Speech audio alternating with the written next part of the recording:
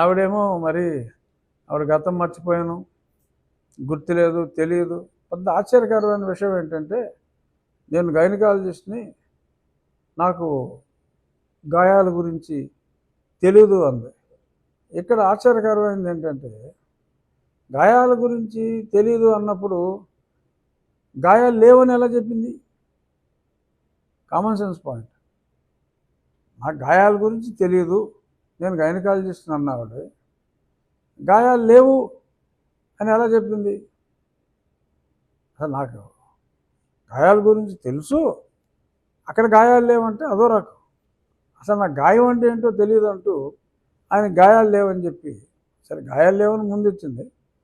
So ఏదైనా supreme court bail ఇచ్చినప్పటికీ అందులో కండిషన్ ఉంది. మీ ఇన్వెస్టిగేషన్లో కానీ, ఒకవేళ ఇన్వెస్టిగేషన్లో కోఆపరేట్ చేసి రేపు తర్వాత ట్రయల్లో కోఆపరేట్ చేయకపోయినా కూడా బెయిల్ రద్దుకి రాష్ట్ర ప్రభుత్వం మా వద్దకు రావచ్చు అని చాలా స్పష్టంగా చెప్పడం జరిగింది. చూద్దాం మరి. ఇంకా సునీల్ నాయక్ని విచారించాలి. ఆయనేమో అక్కడికే రమ్మంటున్నా అంట, బీహారు. సో మరి త్వరలో మరి విచారణ అధికారులు అక్కడికి వెళ్తారనుకుంటున్నా. ఇంకా తర్వాత ప్రముఖ మరి అంబేద్కర్స్ ఇండియా మిషన్ నాయకుడు, పనిలో పనిగా డీజీ ఉద్యోగం కూడా ప్రస్తుతానికి లేదనుకో, ఆయన సెలవులో ఉంచారు. అంటే ఆయన బేసిక్గా అంబేద్కర్ ఇండియా వ్యవస్థాపక అధ్యక్షుడు, ఆ పనిలోనే ఉన్నట్టున్నారు చాలా ఎక్కువగా. మరి ఆయన కూడా త్వరలో పిలిచే అవకాశం ఉంది. సో ఆయనకి మరి గతం గుర్తుంటుందా, మరి గుర్తుండదా అనేది మరి ఒకసారి పిలిస్తే కానీ తెలియదు. బట్ ఏదైనా కేసు అయితే ఇన్వెస్టిగేషన్ నడుస్తుంది. తప్పకుండా ఏదైనా 1 నెల 2 నెలల్లో ఒక కొలిక్కి వస్తుంది అన్న ఆశావహ దృక్పథంలో కొంత నిరాశ ఉన్నప్పటికీ ఆశావహ దృక్పథంతో నేనున్నా. ఇంకేమైనా ఉన్నాయా ఇష్యూస్? కొల్లేరు ప్రక్షాళనంటే అటు పక్షులకి ఇబ్బంది లేకుండా, ఇటు జిరాయితీ భూములకి ఇబ్బంది లేకుండా సమతుల్యత ఎలాగ సాధించాలి అనేది దాని మీద రిపోర్ట్ సుప్రీంకోర్టుకి సబ్మిట్ చేయాలి. కానీ ఈ ఉప్పుటేరు వరకు ఖచ్చితంగా ఉప్పుటేరుకి లెఫ్ట్ అండ్ రైట్ ఉన్న ఆక్రమణలో కొన్ని 100 ఎకరాలు ఉన్నాయి. అవి మటుకు ఖచ్చితంగా కొట్టివేయటం జరుగుతుంది. ఖచ్చితంగా 100కి 100 రూపాయలు ఆ ఉప్పుటేరు పాత వెడల్పుకి తీసుకురాకపోతే ఈ మళ్ళీ బుడమేరు లాంటిది వస్తే, మొన్న బుడమేరుకి ముఖ్య కారణం ఉప్పుటేరు మూసిపోవటం, కొల్లేరులో గట్లు, కొల్లేరులో కాలువ గట్లు, ఉప్పుటేరు మూసిపోవటమే మెయిన్ ప్రాబ్లం. లేదంటే అంత డివాస్టేషన్ అక్కడ జరిగేది కాదు. ఇప్పుడు ఏదో 20,000 కోట్లు అయినా ఖర్చు పెడతాం, 30,000 కోట్లు ఖర్చు పెడతాం అంటున్నారు ప్రభుత్వం. అంత అవసరం లేదు. ఈ ఉప్పుటేరుని ప్రక్షాళన చేసి ఆ కొల్లేరులో అవసరమైనంత మేర ఒక 6,000 ఎకరాలు అంత ఉంటుందంటున్నారు, అక్కడ గట్లు ఏమీ లేకుండా చూసుకోగలిగితే డెఫినెట్గా బుడమేరు ఎంత వాటర్ వచ్చినా సరే ఎందుకంటే ఎన్నో సంవత్సరాలుగా అప్పుడప్పుడు బుడమేరుకు వరదలు వస్తాయి, కానీ మొన్న జరిగినంత డ్యామేజ్ ఎప్పుడు జరగలేదు కదా. సో దానికి ముఖ్య కారణం మరి దినదినాభివృద్ధి చెందుతుంది. ఏంటి? కొల్లేరు సన్నమైపోవటం, ఉప్పుటేరు సన్నమైపోవటం. మొన్న వెళ్ళి చూసాం, ఒక దగ్గర అయితే అసలు వెంకయ్య గారి కాలం కన్నా సన్నగా ఉంది. ఇదేంట్రా బాబు, అసలు ఎక్కడుంది ఉప్పుటేరు అంటే ఇది కనపడేది ఉప్పుటేరు అన్నారు. 60-50 ఏళ్ళు అంత అన్నారు, ఈ కనపడేది ఉప్పుటేరు అన్నారు. ఉండాలంట. సో మరి అంత దారుణంగా ఆక్రమణలకి గురయ్యారు. మరి అవి తీసేటప్పుడు మళ్ళీ శ్రీనివాసరావు వచ్చి మరి రైతుల్ని అన్యాయం చేస్తున్నారు, ఊరుకోం అని అంటారేమో నాకు తెలియదు. బట్ ముందే చెప్తున్నాను, శ్రీనివాసరావు అది ముఖ్యమంత్రి గారి స్థాయిలో తీసుకున్న నిర్ణయం. మరి విజయవాడ మొలక్కుండా ఉండాలి అంటే ఈ ఆక్రమణలు తొలగించాలి డెఫినెట్గా. సరే, మొన్న అది పెద్ద సభ జరిగిందన్నారు. డెఫినెట్గా కోర్టు అనుమతి లేకుండా వాళ్ళకి ఆల్టర్నేటివ్ ల్యాండ్ చూపెట్టకుండా తీసివేయటం జరగదని చెప్పి మీకు నేను మీడియా ద్వారా తెలియజేస్తున్నాను. శ్రీనివాసరావు గారు చేసినవన్నీ కూడా అలాగే చేసాం. ఇక మీదట ఏదైనా తీయవలసి వచ్చినప్పటికీ కూడా ఇంకా చాలా తీయవలసి వస్తుంది. తీయవలసి వచ్చినా కూడా ఆల్రెడీ 90% వారికి సైట్లు ఇచ్చే ఉన్నాం. ఆ మిగిలిన 10% కూడా ఆ సైట్లు ఇచ్చిన తరువాతే వారిని వెళ్ళమంటం జరుగుతుంది తప్ప ఆల్టర్నేటివ్ సైట్లు ఇవ్వకుండా ఎవరికి అన్యాయం చేయటం అనేది జరగదు అని చెప్పి మీడియా ముఖంగా శ్రీనివాసరావు గారికి, అలాగే సంబంధం లేని వాళ్ళు, శ్రీనివాసరావు అంటే ఒక పార్టీ నాయకుడు, సంబంధం లేని వాళ్ళు ఇంకా చాలామంది మరి ఆ మీటింగ్కి వచ్చి అక్కడ కూర్చున్నారంట. సంబంధం ఉన్న శ్రీనివాసరావుకి, సంబంధం లేని మిగిలిన వాళ్ళకు కూడా నేను చెప్తున్నా, ఆల్టర్నేటివ్ సైట్ ఇవ్వకుండా ఎవరిని అక్కడి నుంచి పంపించటం జరగదు. టెంపరీగా కావాలంటే ఇక్కడ వేసుకొని వెళ్ళే తీసి అక్కడ వేసుకోవచ్చు, అంతే తప్ప మీరు కోరుకున్నట్టు వాళ్ళ గృహప్రవేశాలు అయ్యేదాకా ఇక్కడ ఈ జనం ఈ జబ్బులతో చచ్చిపోవాలి అంటే కుదరదండి. మీరు న్యాయంగా ఆల్టర్నేటివ్ సైటు ఇవ్వకుండా చేయకూడదన్నారు, ఎస్. కోర్టు అనుమతి లేకుండా చేయకూడదన్నారు, ఎస్. మీరు ఎలాగా ప్రజా జీవితంలో ఉన్నారో మేము అలాగే ప్రజలకు సేవ చేయడానికే ప్రజా జీవితంలోకి వచ్చాం. ప్రజల్ని మీరు సేవ చేసేవాళ్ళు, మేము సేవ చేసేవాళ్ళం కాదు. మీరు మేము అందరూ కూడా ప్రజల్ని సేవ చేయడానికే రాజకీయాల్లోకి వచ్చాం.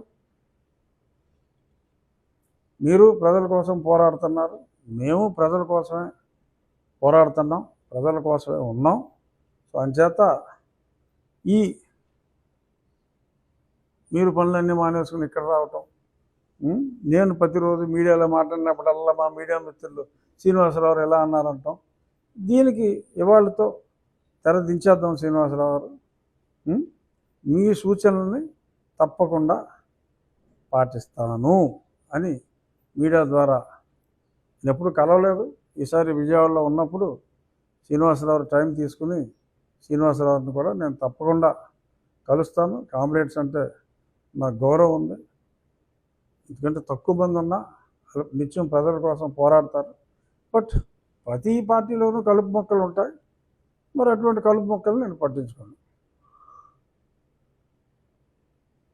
ఓకే, క్లోజా.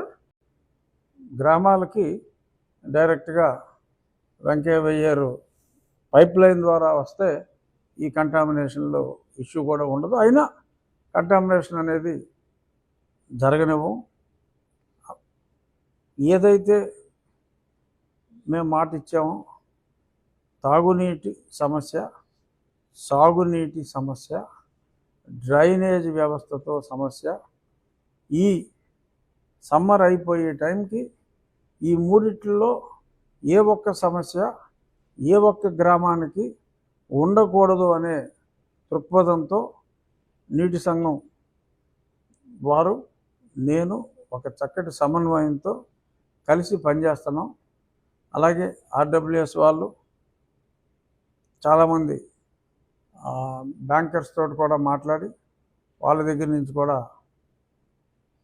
సిఎస్ఆర్ కింద నిధులు సమీకరించి ప్రతి గ్రామానికి కూడా మైక్రో ఫిల్టర్ అనేది ఉండేలాగా కూడా చర్యలు తీసుకున్నాం. ఉండి నియోజకవర్గానికి రాబోయే 45 రోజుల తర్వాత ఎటువంటి సాగునీటి, తాగునీటి, డ్రైనేజీకి ఎటువంటి ఇబ్బందులు ఉండవు. ఇక ఆకువీడు ఒకటి ఉంది, ఆకువీడులో కొన్ని డ్రైనేజ్ సమస్యలు ఉన్నాయి. మొన్ననే నారాయణ గారితో మాట్లాడి ఒక స్పెషల్ గ్రాంట్ కూడా ఆకువీడికి తీసుకోవడం జరిగింది. అవన్నీ కూడా అక్కడ ఉన్న సమస్యలన్నీ కూడా పరిష్కరిస్తాం. అలాగే ఒక మంచి పార్క్ ఒకటి, ఓపెన్ ఎయిర్ థియేటర్ కూడా ఆకువీడులో ఏర్పాటు చేయడానికి సన్నాహాలు చేస్తున్నాం. బహుశా జూన్ మొదటి వారంలో వాటికి కూడా ప్లాన్లు రెడీ అవుతున్నాయి, శంకుస్థాపన చేయడం కూడా జరుగుతుంది. సమగ్రంగా మనకున్న ఒకే ఒక చిన్న మున్సిపాలిటీ, ఇంకా మిగిలిన 73 గ్రామాలు అన్నీ కూడా బేసిక్ ఇన్ఫ్రాస్ట్రక్చర్లో ఎటువంటి ఇబ్బందులు లేకుండా కాస్త ప్రభుత్వ సహకారం, మెయిన్గా ప్రజల సహకారం, అలాగే గతంలో చెప్పా మనం ఈ సెక్యూరిటీ సిస్టమ్ కూడా సీసీ కెమెరాస్ సో అది కూడా మొన్ననే సమావేశం అయింది. డిఎస్పీ గారు, కన్సర్న్ ఆఫీషియల్స్, ఎక్విప్మెంట్ సప్లయర్స్ అందరితో కూడా మాట్లాడటం జరిగింది. కేబుల్ మన సొంత నెట్వర్క్ ఏర్పాటు చేసుకుంటున్నాం. దానికి సుమారు 100 కిలోమీటర్ల ఫైబర్ ఆప్టిక్ కేబుల్ ఆర్డర్ ఇవ్వడం జరిగింది. స్పెషల్గా 2 వారాల్లో డెలివరీ అన్నారు. సో ఆ కేబుల్ మన సొంత నెట్వర్క్ వ్యవస్థ, ఈ సెంటర్ ఒకటి ఉంటుంది, కమ్యూనికేషన్ సెంటర్ ఉంటుంది. మన జిల్లా గతంలో ఏలూరులోనే ఉంది, దాన్ని ఇక్కడే ఏర్పాటు చేస్తున్నాం. ఆ సెంటరు పెదమేరం భీమవరం సరిహద్దు ప్రాంతంలో. ఇదంతా కూడా ఈ ఇన్ఫర్మేషను దానికి ఇంటిగ్రేట్ చేసి ఎక్కడ ఏ ఊరు నుంచి ఏ వెహికల్ పాస్ అయినా కూడా అదంతా పాయింట్అవుట్ చేస్తుంది. అలాగే నోన్ క్రిమినల్స్ ఉంటారు. నోన్ క్రిమినల్స్ ఎవరైనా జేబు దొంగలు వీళ్ళు పోలీస్ స్టేషన్లో పెడతారు కదా, వాళ్ళ ఫోటోలు ఫీడ్ చేస్తాం, ఆర్టిఫిషియల్ ఇంటెలిజెన్స్ వాడతాం. అది ఏ వెహికల్లో వెళ్ళినా, మోటార్ సైకిల్ మీద వెళ్ళినా, ఎక్కడ వెళ్ళినా అది వచ్చిందంటే వీడు పలానా ఖైదీ కన్నయ్య గారు ఈ రోడ్లో వెళ్ళాడు అని చెప్పి అక్కడ కంట్రోల్ రూమ్లో అలర్ట్స్ వచ్చేస్తాయి. సో అంచేత అది వ్యవస్థ అంతా పూర్తి అవ్వాలంటే బహుశా 2 నెలలు పట్టొచ్చు. 15 రోజుల్లో కేబుల్ వచ్చిన తర్వాత మొదలవుతుంది. సో ఏదైతే ఏమి మేము మాట ఇచ్చింది కాదు ఎలక్షన్ టైంలో. సో అలాగే స్కూల్ గురించి కూడా ఎలక్షన్ టైంలో మేమేమి ఎవరికి మాట ఇవ్వాలి. సో చాలా చోట్ల ఎంత అభివృద్ధి అయిందో, ఒండి స్కూల్లో కానీ, అక్కడ పాలకోడేరు కానీ, ఇంకెన్నో స్కూల్లో ఆకివీడు కానీ, ఇవన్నీ ఎంత అభివృద్ధి అయిందో అందరూ చూశారు. ఇవన్నీ చెప్పకుండానే ముఖ్యంగా ఇక్కడ చెప్పాల్సింది ఏంటంటే ఎక్కువ కంట్రిబ్యూషను ప్రజల దగ్గర నుంచి వచ్చింది. నేను రిక్వెస్ట్ చేశా ఇనిషియల్గా వాళ్ళకి మోటివేషన్ కోసం కొంత డబ్బు, నిజంగా నేను చాలా ఎక్కువ డబ్బు పెట్టాల్సి వస్తుంది అనుకున్నా, కానీ అంత ఎక్కువ డబ్బు నేను పెట్టాల్సిన అవసరం లేకుండా ప్రజలే స్వచ్ఛందంగా ముందుకొచ్చి చాలా వాటిల్లో నేను తీసుకొచ్చి సిఎస్ఆర్లో తీసుకొచ్చా. బట్ ప్రజలు ఇంత కోఆపరేషన్ ఉంటుందని నిజంగా ఎక్స్పెక్ట్ చేయలేదు. ఊహించిన దానికన్నా కూడా ప్రజలు ముందుకొచ్చి ఈ స్కూళ్ళ విషయంలో కానీ, ఆ డ్రైనేజీల విషయంలో కానీ అన్నిటిలో కూడా ప్రజల కోఆపరేషను.